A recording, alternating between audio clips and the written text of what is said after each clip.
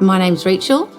I'm very happily married, and we have twin girls of 23 and a 17, nearly 18-year-old son. Knowing that one of your children's not well is quite hard, but she seemed to be coping really, really well. I think actually being a twin had actually added more cover because she'd never had to start school on her own or do many things on her own because there was always her sister there.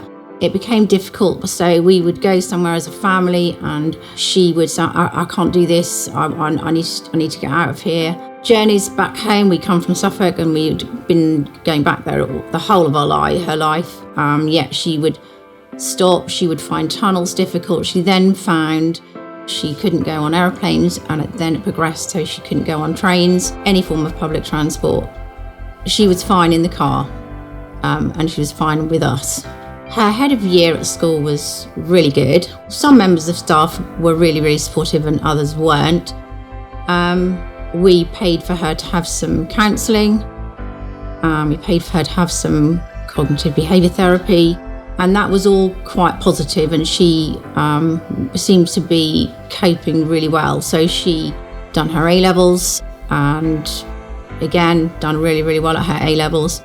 We noticed a problem going to university. In fact, we didn't think she'd stay at university. My husband was really, really supportive and said, I'll come with you and I'll stay with you if needs be.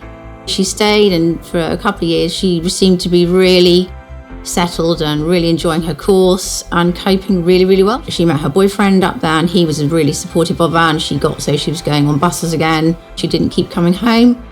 So we thought she was really progressing. But I think probably she was, in hindsight, covering it up, really. She would have been in her third year of university. She went back to London, which is where she was based. She'd been very happy in London.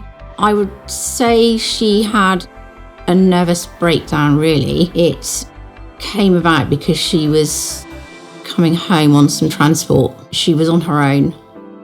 She phoned us up and was really, really distressed, so much so that my husband had to drive up to London. I then took over from him, but she wanted to come home. That's where she felt safe and that she wanted to be home. And so when she was home, she was put under a crisis team near here. She was put under a psychiatrist, and she's under him now, and he's very, very good. Lisa's one of my friends, and I knew that she was involved in hope and depression, and Lisa said, have you thought about, what about bringing along to the course? So we did. We went along. As a parent, the course has really benefited me because I was saying often all the wrong things, and I was certainly not helping my daughter. I was probably making it worse, unaware, but I wasn't helping her. And just having that knowledge, helps me perhaps to behave differently towards her. I feel the course has helped Amy in so much that she realised she's not alone.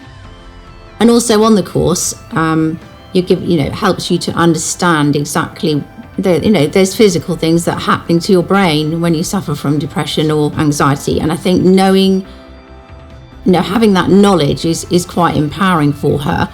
Maybe if our daughter had gone along to a course like this when she was much, much younger, we might not have ended up with her being under the crisis team at all. That's my opinion. That's my opinion.